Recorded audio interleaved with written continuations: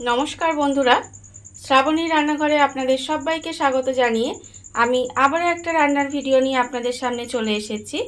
আজকের আমি আপনাদের বেসন এবং ময়দা দিয়ে একটা অসাধারণ রেসিপি বানিয়ে দেখাবো। আশা করি আপনাদের ভালো লাগবে। তার জন্য কিন্তু আমার পুরো ভিডিওটা আপনাদের দেখতে হবে। তাহলে চলুন এই বেসন আর ময়দা দিয়ে আমি আজকের কি বানাই সেটা আপনারা একবার দেখে নিন। রান্নাটা করার জন্য প্রথমে আমি এখানে গ্যাসটা অন করে একটা কড়া বসিয়ে দিয়েছি। এবারে আমি কড়ার মধ্যে দিয়ে দেব বেসন। এখানে আমার 150 গ্রাম মতো বেসন আছে। সেই বেসনটা আমি কড়ার মধ্যে দিয়ে দিলাম। দিয়ে বেসনটা আমি একটু হালকা করে ভেজে নেব, যাতে বেসনের যে একটা কাঁচা গন্ধ থাকে সেটা চলে যায়। আর এই সময় কিন্তু গ্যাসটা লোতে দিয়ে বেসনটা ভাজতে হবে, যাতে পুড়ে না যায়, অথচ সুন্দরভাবে বেসনটা একটু ভাজা হয়ে যায়। বেসনটা আমার এখানে সুন্দর করে ভাজা হয়ে গেছে। বেসনের যে কাঁচা গন্ধটা ছিল সেটাও চলে গেছে। এইবারে আমি বেসনটাকে আলাদা জায়গায় একটা ঢেলে নেব। বেসনটা আমি এখানে ঢেলে একটু ঠান্ডা করে নিয়েছি। এবার আমি একটা বড় বাটি নিয়ে নিয়েছি। বাটির মধ্যে দিয়ে দেব বেসন।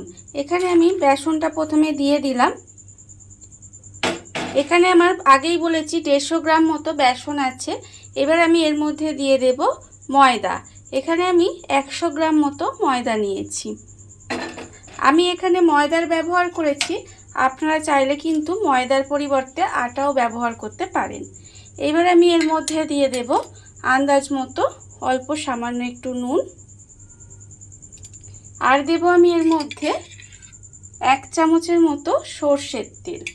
এখানে আমি সর্ষের তেল ব্যবহার করছি। আপনারা চাইলে কিন্তু সর্ষের তেলের বদলে সাদা তেলও ব্যবহার করতে পারেন। এবারে এই নুন, তেল আর ময়দা আর বেসনটা একটু ভালোভাবে এইভাবে হাত দিয়ে একটু ঘষে ঘষে ময়ান দিয়ে নেব।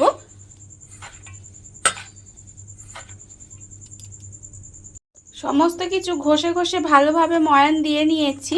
এইবারে আমি এর মধ্যে দিয়ে দেব আদা বাটা। এখানে আমি 1 চামচের মতো আদা বেটে রেখেছি, সেই আদা বাটাটা আমি এর মধ্যে দিয়ে দিলাম। আর আমি এর মধ্যে দেব দেখুন 1/2 চামচ হলুদ গুঁড়ো, 1/2 চামচ লঙ্কার গুঁড়ো, আর 1 চামচ মতো চিনি, আর অল্প সামান্য একটু হিং। এই সমস্ত উপকরণগুলোও কিন্তু আমি এর মধ্যে দিয়ে দিলাম। দিয়ে এবারে খুব ভালোভাবে এটাও মিশিয়ে নিতে হবে। মিশিয়ে নিয়ে এবারে আমি এর মধ্যে অল্প অল্প নর্মাল টেম্পারেচারের জল দেব, দিয়ে একটা গোলা বানিয়ে নেব। একসঙ্গে কিন্তু অনেকটা জল দেবেন না, তাহলে কিন্তু পাতলা হয়ে যাবে। অল্প অল্প জল দেব, আর এটা একটা ব্যাটার তৈরি করে নিতে হবে। হাত দিয়েই আমি খুব ভালোভাবে ব্যাটারটা রেডি করে নেব, তাহলে খুব ভালোভাবে মিশে যাবে এটা। অল্প অল্প জল দিয়ে আমি এখানে ব্যাটারটা রেডি করে নিয়েছি। দেখুন ব্যাটারটা ঠিক কেমন হয়েছে। ব্যাটারের ঘনত্বটা ঠিক এরকম হবে, খুব কিন্তু পাতলাও হবে না, আবার একদম যে মোটা হবে তাও হবে না। ঠিক এইরকম একটা ব্যাটার রেডি করে নিতে হবে। দেখুন এইবারে আর অন্যদিকে কিন্তু আমি গ্যাসটা জ্বালিয়ে আবারও কিন্তু একটা চাটু বসিয়ে দিয়েছি। চাটুটা আমার গরম হয়ে গেছে। এইবার আমি এর মধ্যে দিয়ে দেব সর্ষের তেল। এখানে আমি অল্প অল্প সর্ষের তেল দেব, খুব বেশি কিন্তু সর্ষের তেল দেব না। দিয়ে এবারে এটাকে খুব ভালোভাবে চাটুর মধ্যে মাখিয়ে নিতে হবে। তেলটাকে আমি এখানে খুব ভালোভাবে চাটুর মধ্যে লাগিয়ে নেব। তেলটা আমি এখানে চাটুর মধ্যে লাগিয়ে নিয়েছি। এবারে আমি এর মধ্যে অল্প অল্প ব্যাটার দেব। এইভাবে অল্প অল্প ব্যাটার দিয়ে আমি এটাকে এইভাবে গোল করে, দেখুন ঠিক এইভাবে গোল করে নেব। এইভাবে আমি একটু গোল করে নিয়েছি। এইবার আমি এর মধ্যে একটা ঢাকা দিয়ে দেব। ঢাকা দিয়ে কিছুক্ষণ এইভাবে হতে দেব। ঢাকা দিয়ে আমি প্রায় 30 সেকেন্ড মতো এইভাবে আমি হতে দিয়েছিলাম। এইবারে আমি ঢাকাটা খুলে নিয়েছি। দেখুন ওপরটা কিন্তু আমার একদম টেনে গেছে। এইবারে আমি আস্তে আস্তে এইভাবে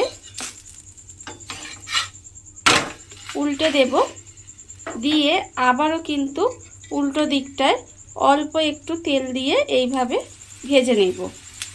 ঠিক পরোটা যেমন ভাজে সেইভাবে অল্প অল্প তেল দিয়ে ভেজে নিতে হবে। আমি অল্প অল্প তেল দিয়ে একটু উল্টে পাল্টে ঠিক এইভাবে লাল লাল করে একটু ভেজে নিয়েছি। দেখুন আমার কিন্তু হয়ে গেছে। এটা আমি কি বানাচ্ছি বলুন তো?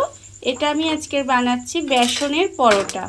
দেখুন ঠিক পরোটার মতোই কিন্তু দেখতে হয়েছে। আর এইভাবে চেপে চেপে একটু উল্টে পাল্টে লাল করে ভেজে নিলেই কিন্তু পরোটাগুলো আমার সুন্দরভাবে রেডি হয়ে যাবে। আমি এটাকে রেখে দিলাম। আর আবারও কিন্তু আমি যখনই করব অল্প অল্প তেল দেব, দিয়ে এইভাবে গোলাটা আবার দেব। গোলাটা দিয়ে আবারও কিন্তু ঠিক একইভাবে পরোটাগুলো আমায় রেডি করে নিতে হবে।